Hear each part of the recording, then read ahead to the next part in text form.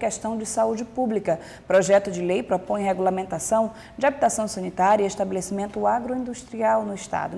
No estúdio, a gente conversa agora com o deputado Fábio Braga e o presidente da Câmara Setorial do Leite, o Sérgio Medeiro. Bom dia, sejam bem-vindos aqui ao Portal da Assembleia. Bom dia. Deputado, esse projeto de lei já está em tramitação na Casa. Qual é a ideia dele?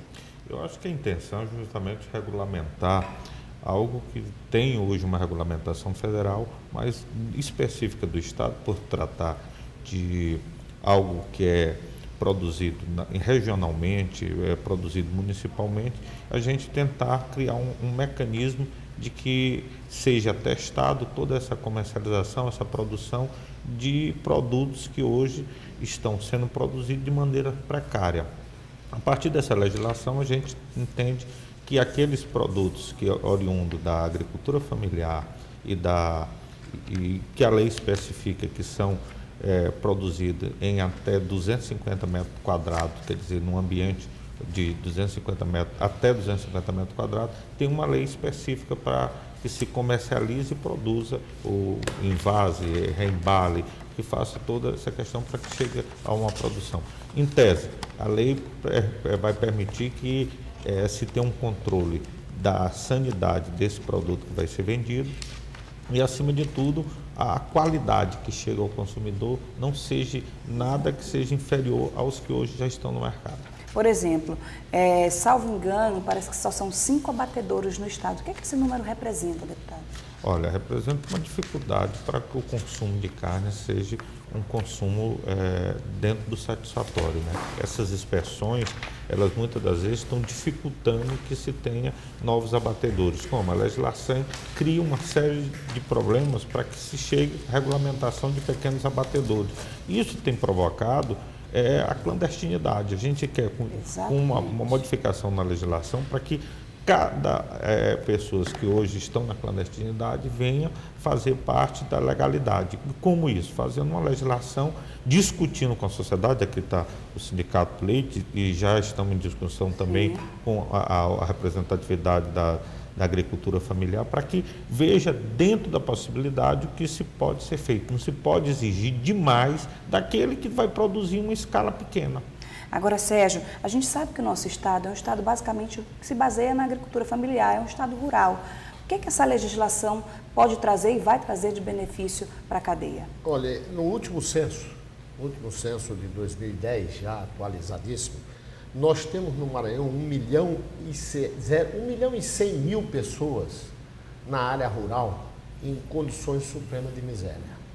Então, isso são trabalhadores, basicamente, da agricultura familiar, que não têm como vender a sua produção.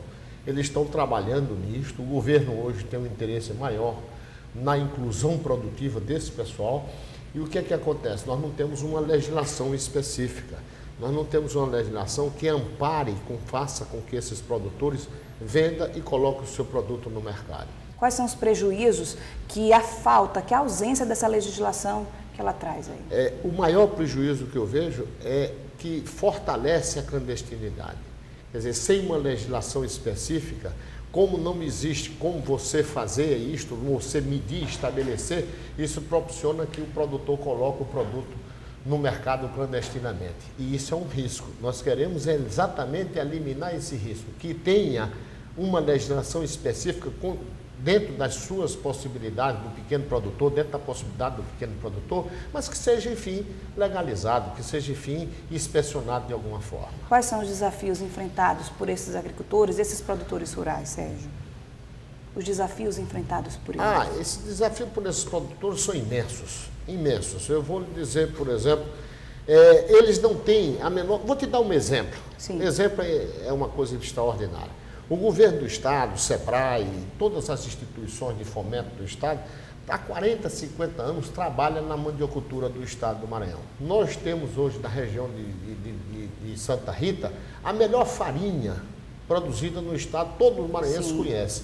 Simplesmente essa farinha não é colocada no supermercado. Por quê? Porque não existe uma legislação específica para ela. Quer dizer, justifica isso? Nós não temos uma legislação para isso, quando todo o Brasil já trabalha com isso. Vou te dar outro exemplo. Nós temos o nosso queijo de São Bento, que é um queijo extraordinário, todo mundo no Maranhão. Quem no Maranhão não comeu um pedaço do queijo de São Bento? Por que não legalizar esse queijo de São Bento e ofertar a possibilidade de todo mundo comprar esse queijo legalmente no estado? Aí você diz, não vamos legalizar. Ok, não se legaliza, mas ele continua sendo vendido nas feiras na clandestinidade. O que nós queremos, o que o deputado abraçou a causa, o que a Secretaria, a Sagrima abraçou a causa, e graças a Deus, eu até digo aqui para você sem jogar flores, graças a Deus o deputado Fábio abraçou essa causa para resolver esse pequeno. Eu vou te dar outro exemplo. Pode dar.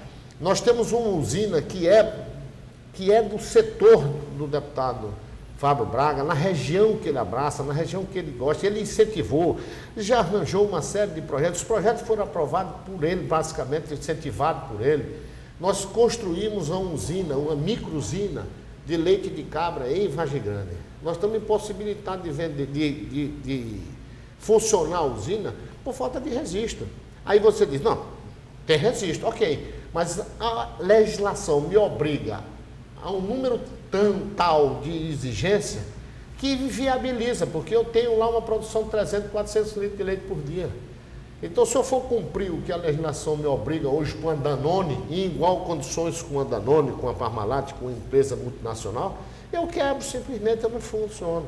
Então, é preciso que haja uma legislação condizente com a necessidade do Estado. A ausência dessa legislação, deputado, ela paralisa vários projetos no Estado, não é isso? É verdade. Olha, o governo do Estado, a governadora principalmente, tem investido muito. Criou uma secretaria, principalmente, que é desenvolvimento basicamente na agricultura familiar e que tem dinheiro. O Sérgio falou aqui de alguns exemplos, mas a gente pode citar inúmeros exemplos que podem, com esses recursos que estão vindo para a secretaria, principalmente do desenvolvimento da agricultura familiar, Sérgio, elas estão sendo inviabilizadas porque não tem uma legislação. Nós vamos produzir para quê? Nós temos que produzir para comercializar.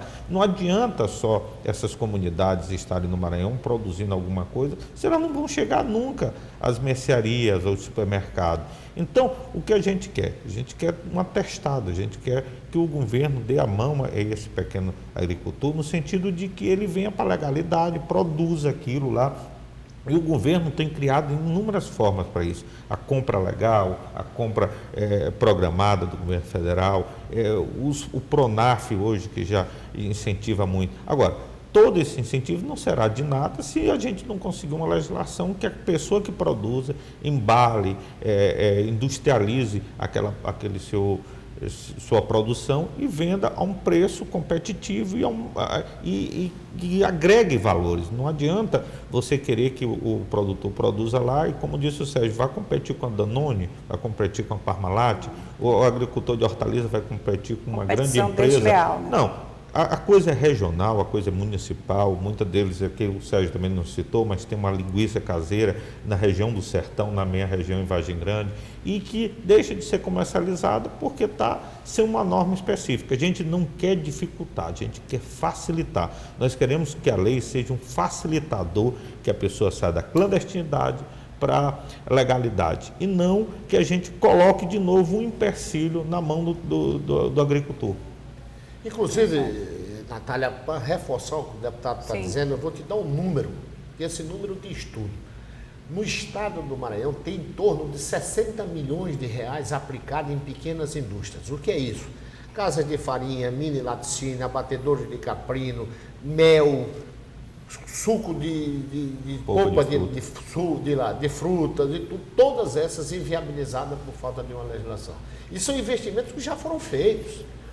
Elas estão paradas por falta de gestão e de uma legislação específica. Agora, deputado, esse estabelecimento agroindustrial, rural, ele iria funcionar onde e como? Como é que ia funcionar isso aí? Olha, boa parte deles, já por parte do governo, principalmente do governo do Estado, de incentivar essas pequenas. Por exemplo, o Sérgio falou de polpa. Você tem uma pequena área produzindo industrialmente essa polpa de fruta. Agora, falta o controle da sanidade, da saúde, de como está sendo preparado, de como está sendo formulado, embalado, qual é o rótulo, validade, tudo isso a lei vai especificar de maneira que ele, ou aquele que está produzindo, que vai embalar, ele saiba que está fazendo uma coisa certa, correta e com um custo pequeno. Nós não podemos dificultar, Sérgio, criar problemas, aumentar um custo para esse produtor, que senão ele inviabiliza, ele prefere ficar na clandestinidade porque é mais barato e ele acaba vendendo um produto até um pouco mais barato. Então, o que a gente pretende? A gente pretende que o governo dê as mãos agora, que crie uma lei que venha beneficiar, não venha dificultar, não venha criar mecanismo de dificultar, justamente para aquele que está produzindo artesanalmente. Existe uma lei federal que, como o Sérgio falou, ela cobre tanto a Danone quanto ao pequeno produtor de leite lá no interior. A gente quer, em iguais condições, a gente quer que ele tenha essa mesma produção, melhore, crie condição de saúde, de higiene adequada, mas com quê? Com uma legislação específica para ele, uma legislação para um pequeno produtor, para a pequena indústria. Existe isso? Existe em vários estados.